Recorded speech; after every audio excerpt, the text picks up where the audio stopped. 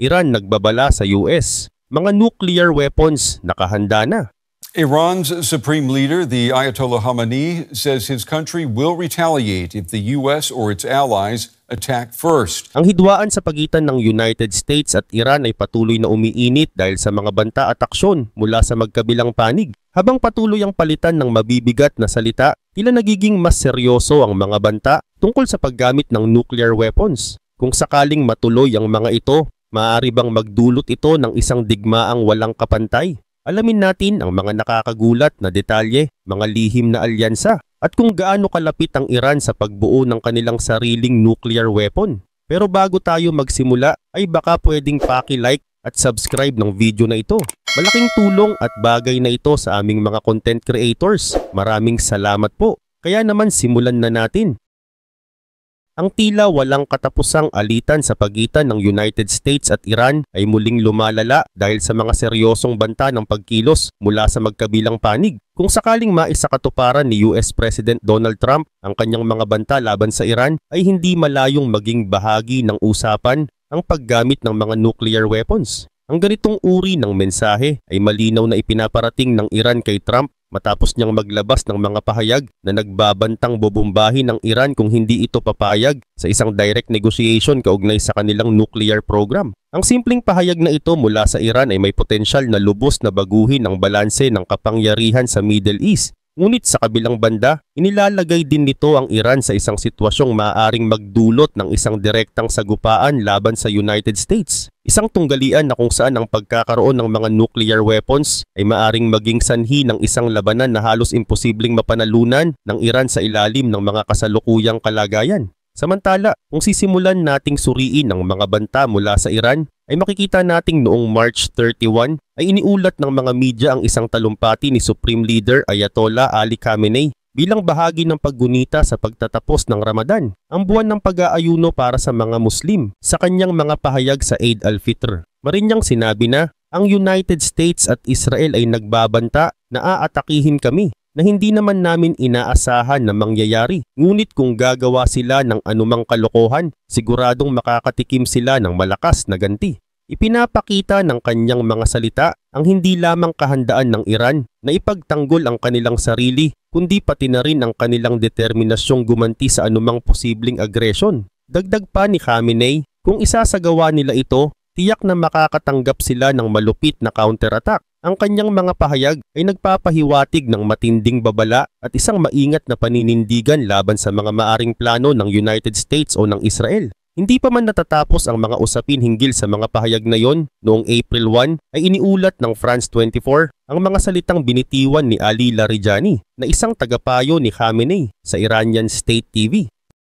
Sa kanyang mga sinabi, malinaw niyang ipinaabot ang paninindigan ng Iran hinggil sa mga nuclear weapons. Ayon kay Larijani, hindi kami naglalayo na magkaroon ng mga nuclear weapons. Ngunit kung gagawa kayo ng maling hakbang tungkol sa isyu ng nuclear sa Iran, ay mapipilitan ang Iran na gumawa ng mga hakbang upang ipagtanggol ang sarili. Ayaw ng Iran na mangyari ito, pero wala itong magiging pagpipilian. Ang mga salitang ito ay nagpapakita ng isang malinaw na babala na bagaman ayaw ng Iran na mapilitan sa paggamit ng mga nuclear weapons, ay maituturing na isang desperadong hakbang kung sakaling walang ibang pagpipilian. Ang kanyang pahayag ay naglalaman ng isang mabigat na mensahe dahil ang Iran ay handang gumawa ng mga hindi inaasahang hakbang kung ito ay patuloy na mapipilitang ipagtanggol ang sarili laban sa mga banta ng United States. Gayun din naman, habang patuloy na lumalalim ang tensyon, ay nag-iiwan ito ng isang malaking katanungan na nagpapalakas ng mga agam-agam at pagkabahala. Bakit biglang nagbabanta ang Iran ng paggamit ng nuclear weapons sa ganitong pagkakataon? Ang kasagutan ay maaring malaman sa mga naging aksyon ni Trump.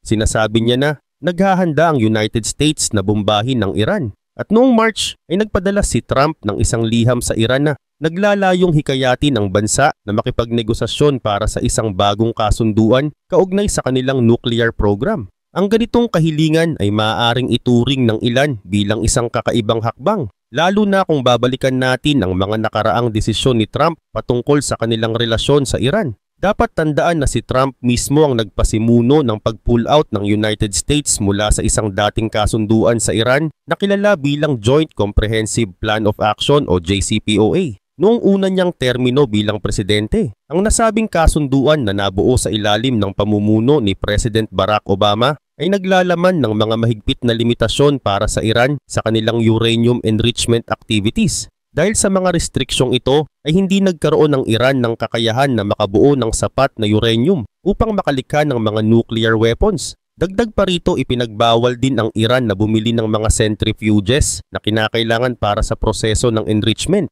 Gayunpaman, ang pag-alis ng United States mula sa JCPOA ay nagdulot ng malalim at malawakang epekto sa kalagayan ng kasunduan dahil sa katotohanang ang pinakamakapangyarihang bansa na kabilang sa kasunduang ito ay tuluyan ng nawalan ng direktang impluwensya rito. Ang pag-alis ng Amerika ay nag-iwan ng malaking puwang sa kasunduan. At bagamat nananatili pa rin ng China at Russia bilang mga kalahok, ay malinaw na ang kanilang impluwensya ay hindi kasing lakas ng United States. Dapat ding bigyang pansin na ang Russia, na lalo pang naging malapit sa Iran mula nang simulan ni Putin ang kanyang tinatawag na Special Military Operation sa Ukraine, ay nagbigay daan upang maging mas mahigpit ang kanilang ugnayan. Sa kabila nito, hindi pa rin nila nagagawang pigilan ng Iran sa mga kilos nito na labag sa mga napagkasunduan.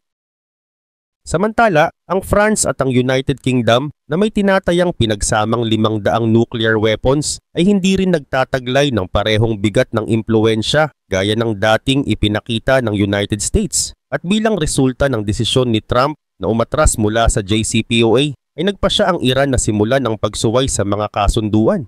Ang kanilang dahilan para rito ay malinaw at direkta dahil ayon sa Iran, ang United States ang unang bumali sa kasunduan sa pamamagitan ng pagpapatupad ng mga bagong parusa. Para sa Iran, tila wala ng katuwiran ng kanilang inaasahang kaluwagan na dapat sanay kapalit ng kanilang pakikilahok sa kasunduan. Dahil sa pananaw na ito ay naniniwala ang Iran na may karapatan silang ipagpatuloy ang kanilang nuclear program bilang tugon sa mga ginawa ng United States. Dagdag pa rito, noong March ay nagpadala si Trump ng liham na naglalaman ng kahilingan para sa direktang negosasyon sa Iran, ngunit agad itong tinanggihan ng Iran. Ayon sa kanila, hindi nila maaaring pagkatiwalaan ng United States na tuparin ang anumang kasunduan sa pamamagitan ng direktang usapan. Gayunpaman, iminungkahi rin ng Iran ang posibilidad ng pagkakaroon ng indirect negotiations sa pamamagitan ng mga tagapamagitan mula sa Oman. Subalit mula sa pananaw ng United States ay hindi ito angkop o katanggap-tanggap.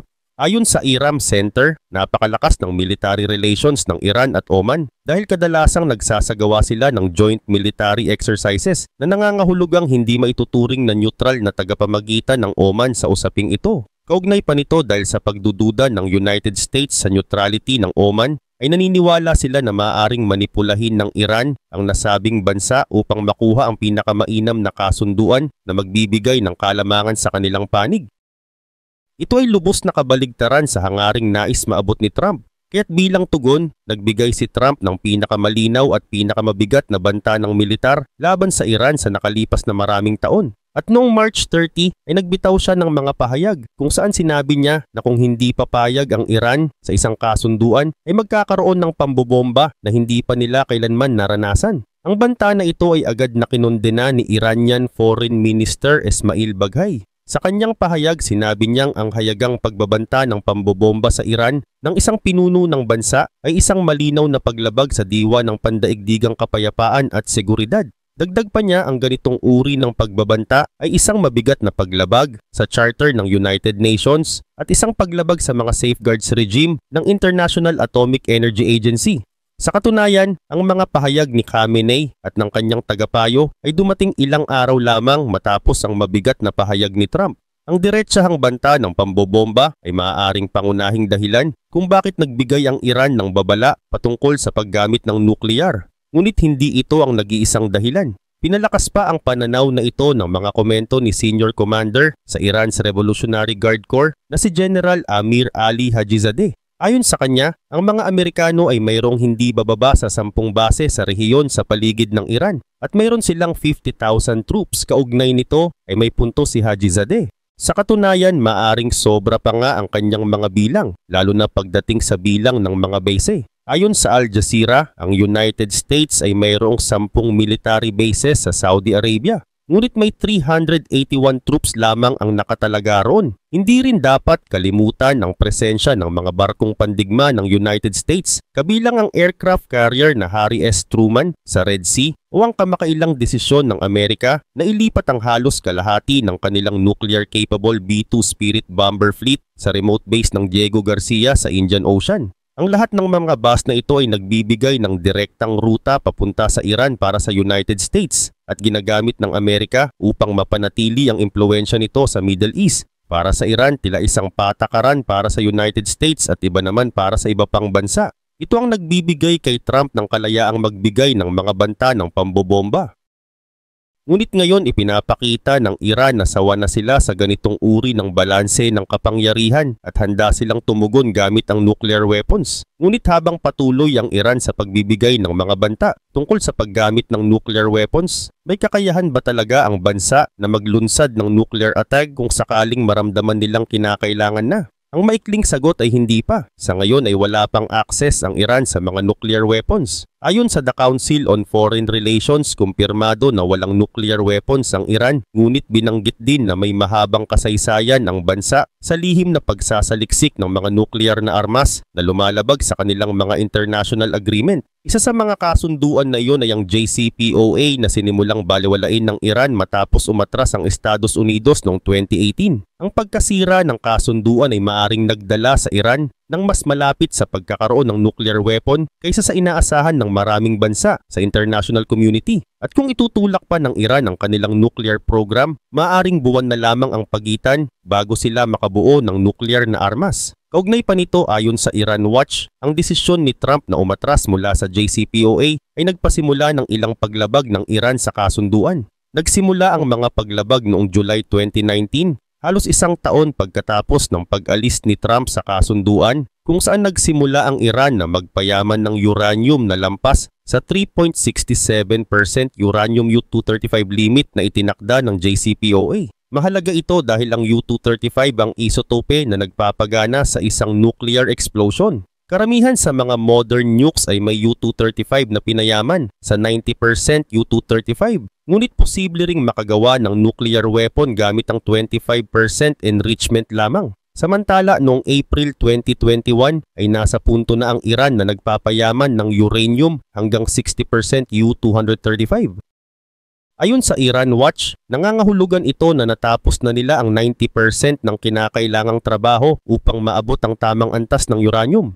Bukod pa riyan, nagsimulang magtipon at mag-install ang Iran ng IR-2 at IR-6 centrifuges sa kanilang mga nuclear production facilities mula nang umatras ang Estados Unidos mula sa JCPOA. Ang mga centrifuges na ito ay mahalaga sa proseso ng uranium enrichment. Ayon sa Iran Watch, kung mayroong 3,000 IR-2 Mapro centrifuges na tumatakbo sa buong kapasidad, maaaring makabuo ang Iran ng nuclear weapon sa loob lamang ng 4 na buwan. Kung 3,000 na IR-6 centrifuges ang ginagamit ay magiging mas mabilis pa at mas mababa sa 3 buwan at kayang gumawa ng 5 nuclear weapon sa loob ng 1 taon.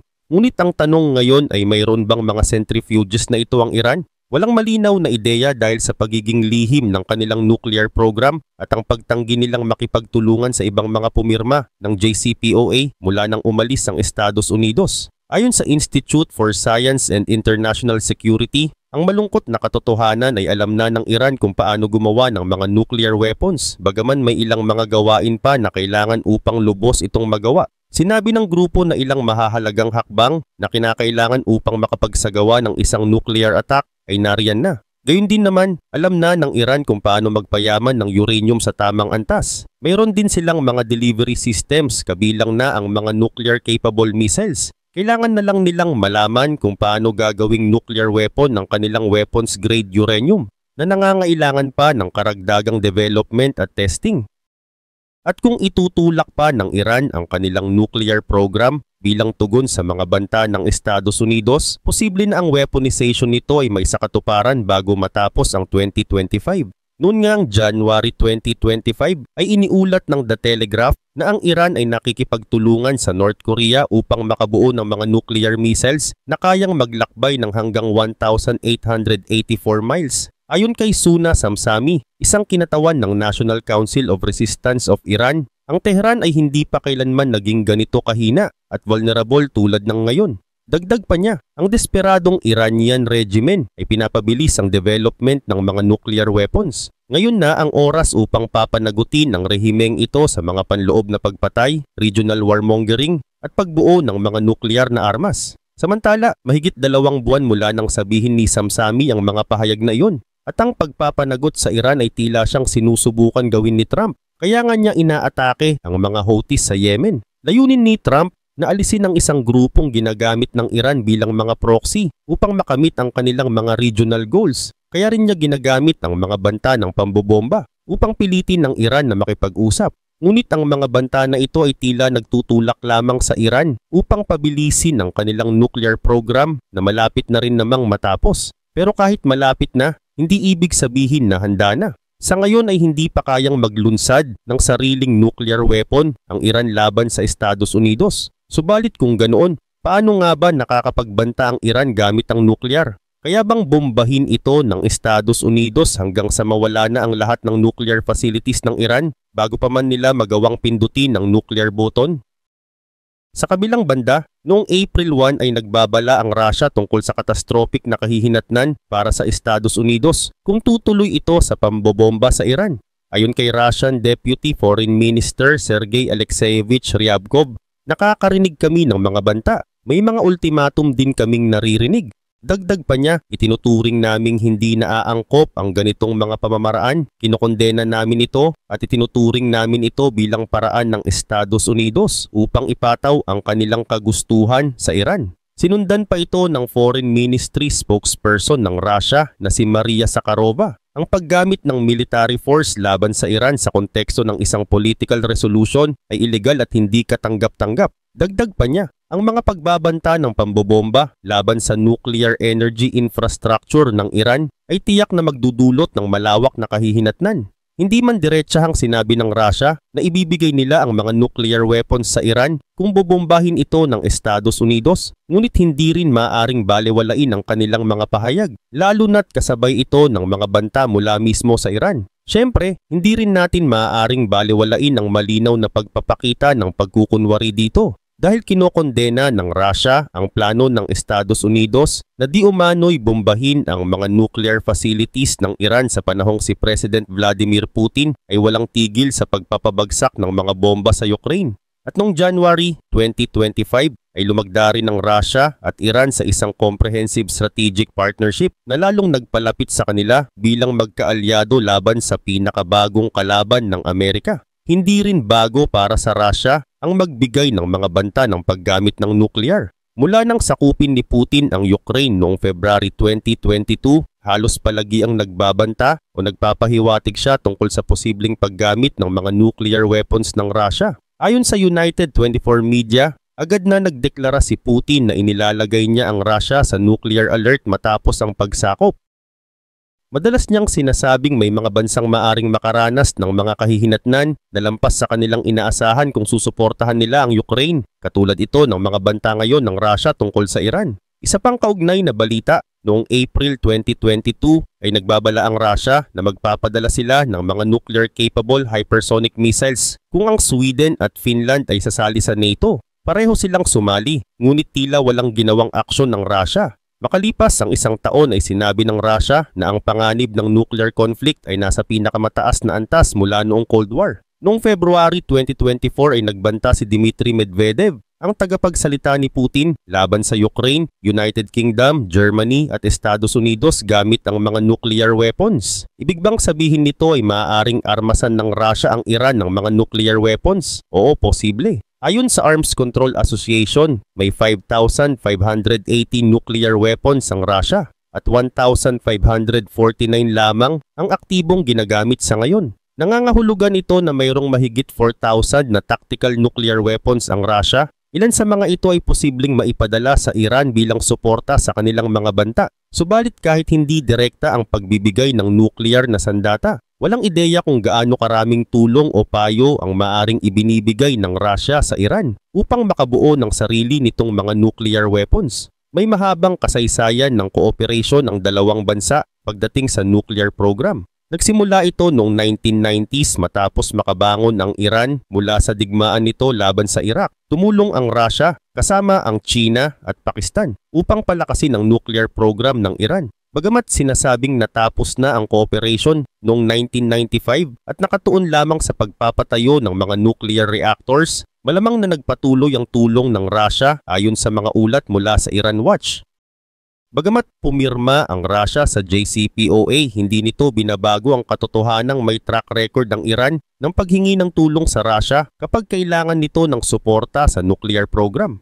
Maaring ginagawa ulit nila ito ngayon lalo na't muling nararanasan nila ang mga banta mula sa Estados Unidos.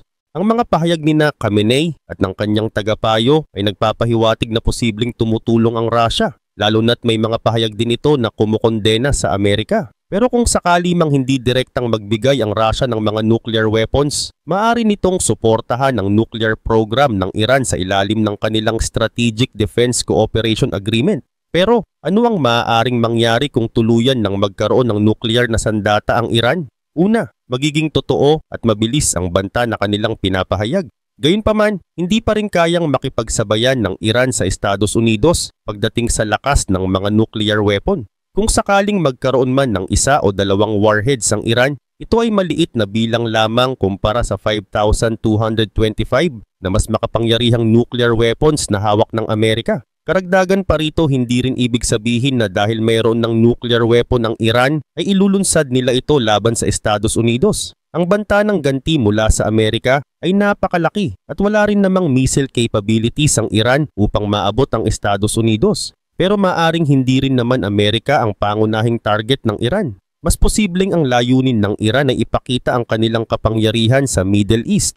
Pagkatapos ng lahat sa mga nakalipas na buwan ay tila nawawalan na sila ng kontrol sa mga grupong dati nilang kinokontrol tulad ng Hamas at Hezbollah dahil sa mga pagsalakay ng Israel. Patuloy din nilang nawawalan ng kontrol sa mga Houthis dahil sa mga airstrike ng Estados Unidos at nasaksihan nila ang pagbagsak ng dating regimen ng Syria na dati nilang itinuturing na kaalyado. Para sa Iran, ang pagkakaroon ng nuclear na sandata ay nagbibigay ng mas makapangyarihang paraan upang takutin ng Middle East na indirectly ay isang banta rin sa Estados Unidos. Parang sinasabi ng Iran, bombahin nyo kami at gagamitin namin ng nuclear weapon laban sa isa sa inyong mga kaalyado. Subalit kahit hindi nila gamitin ang mga nuclear weapons, sapat na ang pagkakaroon ng mga ito upang mapilitan ang Estados Unidos na bumagal sa kanilang mga banta ng pambobomba. Binibigyan nito ang Iran ng pagkakataon upang pag-isipan ang kanilang susunod na hakbang.